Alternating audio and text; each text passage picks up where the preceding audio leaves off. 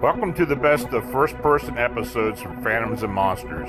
Please like, subscribe, and hit the bell icon so you'll be notified of all future uploads. Glimmerman appears in Vet's bedroom. I had experience last night, Sunday, May 17th, that I thought you two would love to hear about. Now a little background on me.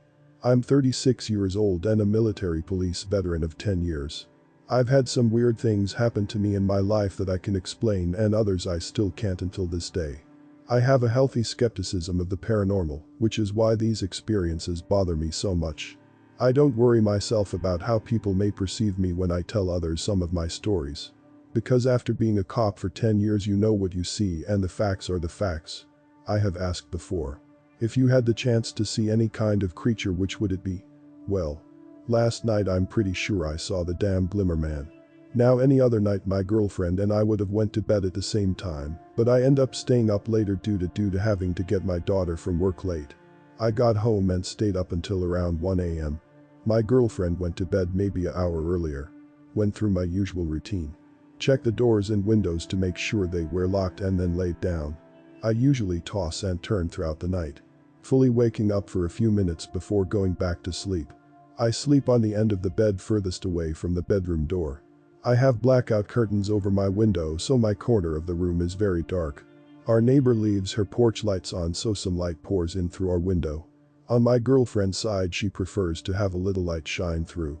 On her bedside table she plugs in her phone so you can see the light periodically shine when a notification comes in. As I turned over to face her side of the room, that's when I saw it. Now this wasn't a let me focus on whatever this is. It was an instant. What the hell is that? Now. I don't care who you are or what you've done in your life or how bad you think you are. When you're in a vulnerable state and face to face with something that shouldn't exist, everything goes out the window. I've been in convoys, high-risk traffic stops, and patrols in Iraq, but no fear compared to this. It had to be at least 6 or 7 feet tall maybe. And wide. I say that because as my girlfriend's phone notification light illuminated the corner next to the head of the bed, I could see its right-hand shoulder, arm, and a little bit of its side. From what I could see, especially in the shoulder area, it looks like it had on some kind of, I know this sounds silly, but small shoulder pads. Nothing big like football pads, but imagine baseball knee pads on your shoulder. Like that. When the light hit it, it did have that predator look to it with slight glimpses of reds, blues, and purples maybe. Just like it was somehow bending light. I couldn't see the legs, chest or face area cause I guess the light wasn't strong enough to reach it. What was even more scary is that it was moving while standing next to my girlfriend, like it was touching her in some way. It would seemingly reach over to her nightstand and grab things and then turn back to her. Doing all of this pretty fast. Maybe there was something else there that I couldn't see. Now that I think about it, imagine laying on a gurney and being operated on. That's what it looked like, it being the doctor. I laid there completely frozen. Jumping up crossed my mind, then I quickly decided not to. If this is real, I don't know the risks. Is this thing capable of reacting? Would I upset it and something more severe could happen? From what I could see, my girlfriend was sound asleep. While all this was happening, I was still in the same position I was in when I rolled over and saw this thing. My entire body was hot and I could feel myself starting to sweat. Now I work out on the regular and have a pistol on my nightstand and a gun safe full of weapons in my closet, no more than 10 feet away. I'm not afraid to say, as I laid there watching this thing opening and closing my eyes to make sure I wasn't seeing things that wasn't there. A tear ran down my face, and it was because of pure fear. The whole full sighting lasted about 2 minutes. From there I closed my eyes and began to say the Lord's Prayer over and over again until I couldn't see it and got the courage to roll over. Needless to say, I slept like crap last night. I probably won't mention this to my girlfriend. It wouldn't help the situation any, and I feel like the less she knows the better. Either this thing is real or all of us that have seen it or something like it are going insane. Hell. They said that about UFOs and look what happened. Apparently they're out there too. DP.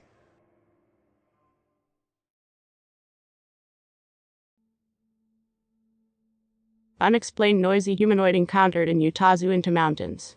Here are details and specifics on an experience. Let me first clarify that this was 4 years ago, when I was 15 on a muzzleloader's mule deer hunt in the far northeastern part of Utah. which contains some of the most remote and beautiful places in the state. I've been frequently out in this area spreading in Summit County that cuts in and out of lower Wyoming since before I can remember.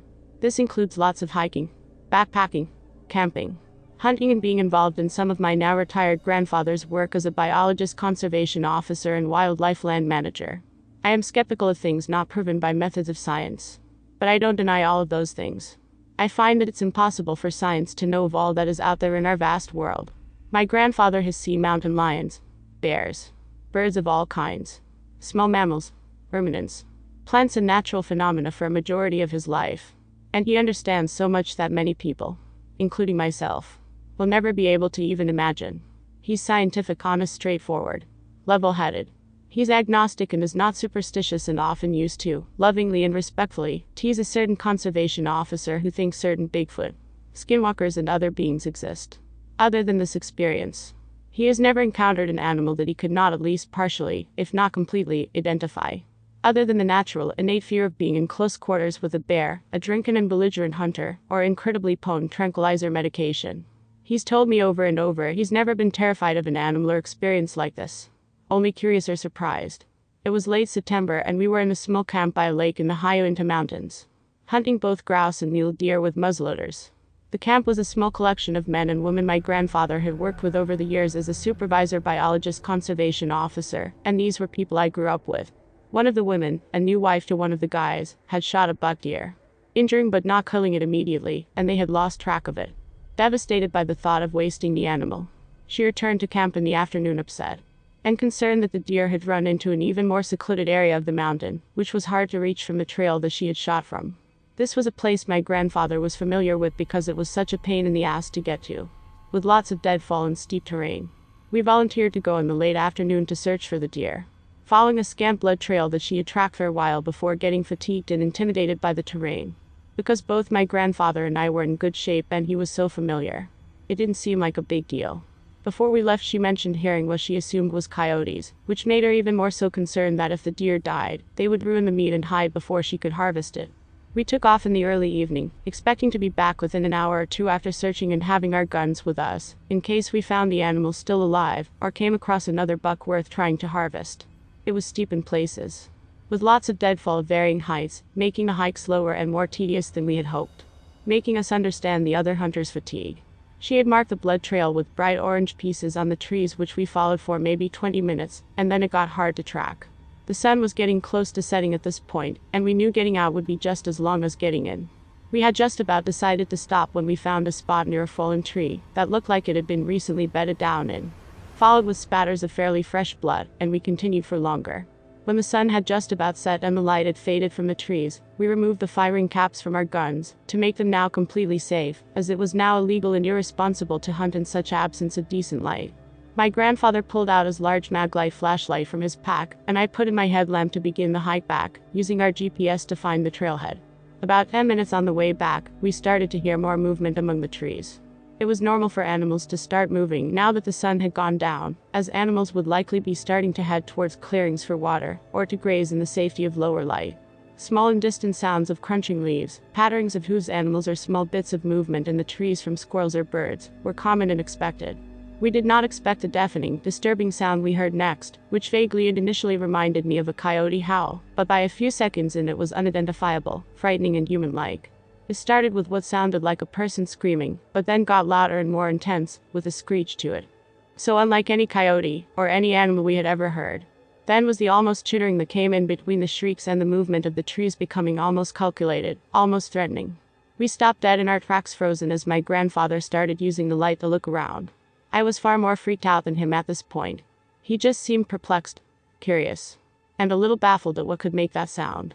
It sounded human, but with no words, with no urge of tone of help, or I'm just screaming to mess with you.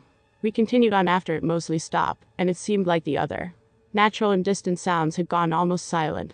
I listened intently to the sound of my boots crunching with the dry aspen leaves underfoot, trying to tell myself that it was just some weird coyote with a horribly deformed larynx or something.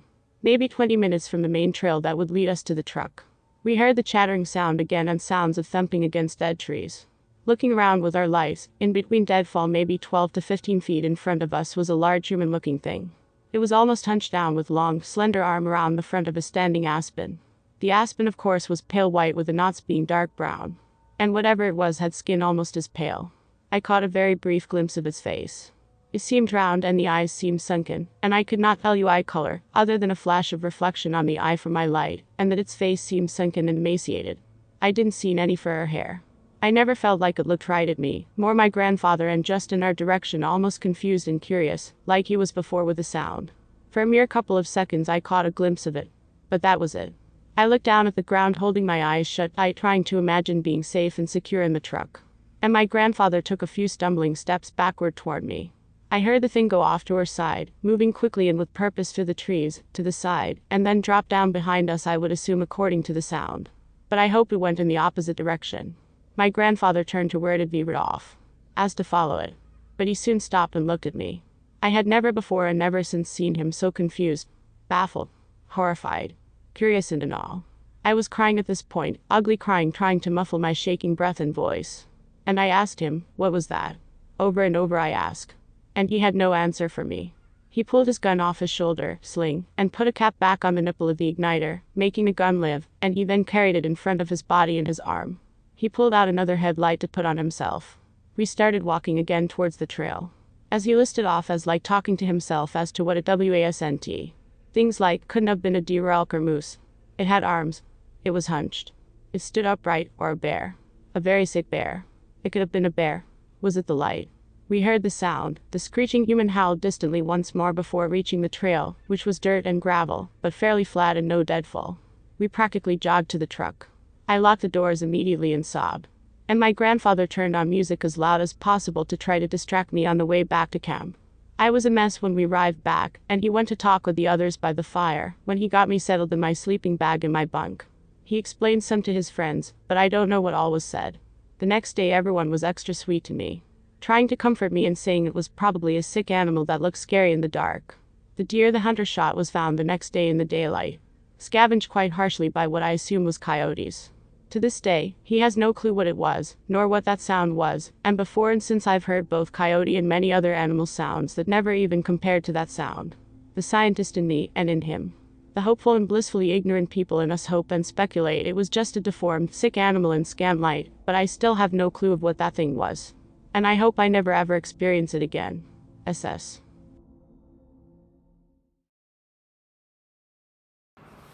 This is Lon Strickler.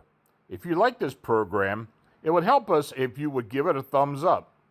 Then subscribe and click the bell icon so you get notification when we upload new first-person encounters. We have many more to come very soon.